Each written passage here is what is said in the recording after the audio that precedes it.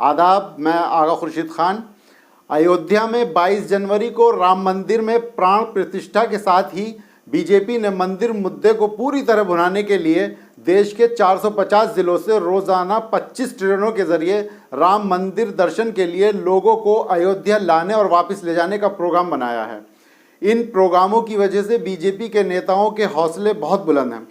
इसलिए पार्टी ने नारा दिया है कि तीसरी बार मोदी सरकार, अब की बार 400 पार।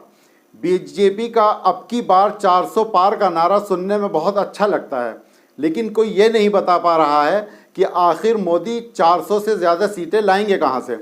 राजीव गांधी की कांग्रेस ने 414 सीटें तब जीत ली थी जब कश्मीर से कन्याकुमारी और आसाम व बंगाल से महाराष्ट्र तक हर तरफ कांग्रेस ही कांग्रेस थी।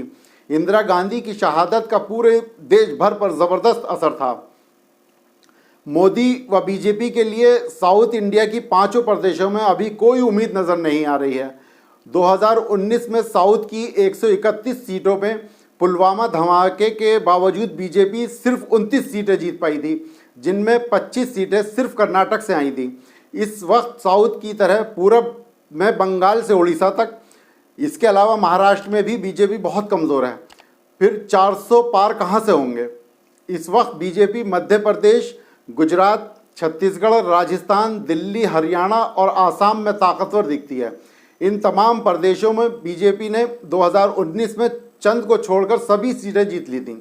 गुजरात की 26 सीटें, मध्य प्रदेश की 29 में से 28, राजस्थान की सभी 25 और छत्तीसगढ़ की 11 में से 9 सीटें, यानी प्रदेशों की 65 सीटों में से बीजेपी ने 62 सीटें जीत ली थीं। अब सीटों की तादाद में बढ़ोतरी तो होने से रहा। बीजेपी 62 में से कुछ सीटें हार ज़रूर सकती है। महाराष्ट्र में मोदी और अमित शाह ने बाल ठाकरे की शिवसेना तोड़वाई। पार्टी के नाम पर चुनाव निशान पर ठाकरे खानदान से दगाबाजी करने वाले एकनाथ शिंदे का कब्जा करा दिया और शरद पवार की एनसीपी तोड़वाकर उसमें से 10 लोगों को मंत्री बनवा दिया। इन कार्रवाइयों से पूरे महाराष्ट्र की जनता आहत है। उनका झुकाव उद्धव ठाकरे और शरद पवार के साथ है।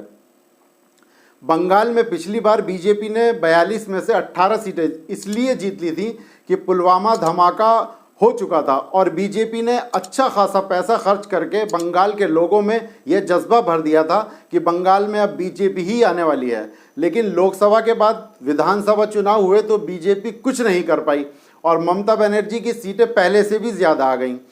बंगाल, तमिलनाडु और केरला जैसे प्रदेशों में मंदिर का कोई असर नहीं पड़ने वाला है।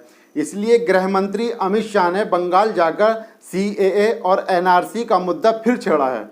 इन प्रदेशों के अलावा बिहार और उत्तर प्रदेश में बीजेपी की स्थिति मजबूत है। अब देखना दिलचस्प होगा कि बिहार में तेजस्वी यादव और कांग्रेस की जोड़ी क्या कर पाती है। इसके साथ ही मुलायम सिंह यादव के निधन के बाद अखिलेश यादव के नेतृत्व वाली नई समाजवादी पार्टी किस प्रकार बीजेपी का मुकाबला करती है, ये देखना भी दिलचस्प होगा। उत्तर प्रदेश में मायावती की बसपा सरकार किस प्रकार प्रत्याशियों का चयन करती है, ये एनडीए और इंडिया अलायंस दोनों के लिए बड़ी चुनौती और चिंता का सबब है। बाकी चुनावी वादे और दावे परिणाम के बाद सामने आ ही जाएंगे।